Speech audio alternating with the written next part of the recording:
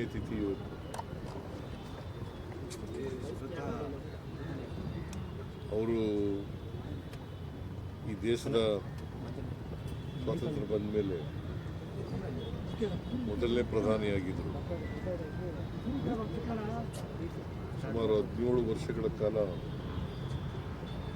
ದೇಶದ ಪ್ರಧಾನಮಂತ್ರಿಯಾಗಿ ದೇಶದ ಜನರ ಸೇವೆಯನ್ನು ಮಾಡಿದ್ದಾರೆ. ಅವರು 1964ನೇ ಇಸ್ವಿನಲ್ಲಿ ಮೇ ತಿಂಗಳಲ್ಲಿ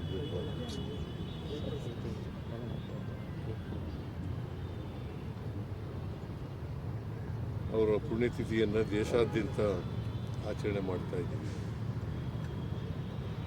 ವಿಶೇಷವಾಗಿ ಕಾಂಗ್ರೆಸ್ ಪಕ್ಷ ಆಚರಣೆ ಮಾಡ್ತಾರೆ.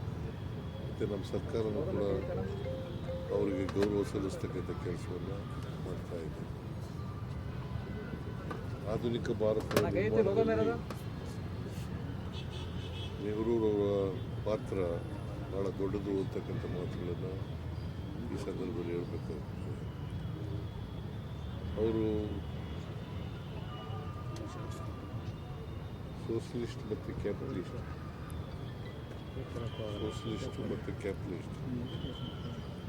ಅದರ ಮಧ್ಯೆ ಇರ್ತಕ್ಕಂಥ ಮಿಕ್ಸೆಡ್ ಎಕಾನಮಿಯನ್ನು ಮಾಡ್ತಾರೆ. ಹೆಚ್ಚು ಒತ್ತು ಕೊಡ್ತಕ್ಕಂಥ ಮಾಡಿದರು. ದೊಡ್ಡ ದೊಡ್ಡ ಇಂಡಸ್ಟ್ರಿಗಳು, ಡ್ಯಾಮ್ಗಳು ಈ ದೇಶದಲ್ಲಿ ಬರಬೇಕಾದ್ರೆ ಮತ್ತು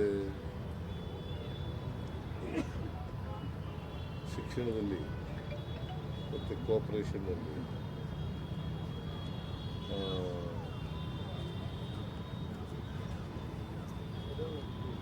ಸೈಂಟಿಫಿಕ್ ಮನೋಭಾವ ಬೆಳೀಲಿಕ್ಕೆ, ಇವತ್ತು ಇಡೀ ದೇಶದಲ್ಲಿ ಸೈಂಟಿಫಿಕ್ ಮನೋಭಾವ ಬೆಳೀಲಿಕ್ಕೆ ನೆಹರೂರವರು ಕಾರಣ ಅಂತಕ್ಕಂಥ ಮಾತುಗಳನ್ನು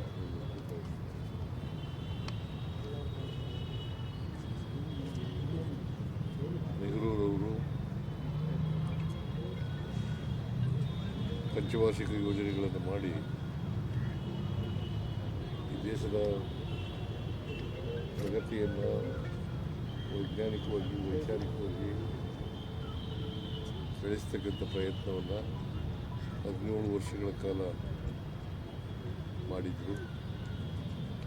ಅವರು ನಮ್ಮನ್ನು ಆಗಲಿ ಈಗಾಗಲೇ ಸುಮಾರು 62 ವರ್ಷಗಳಾಗಿ ಬಂದಿದೆ.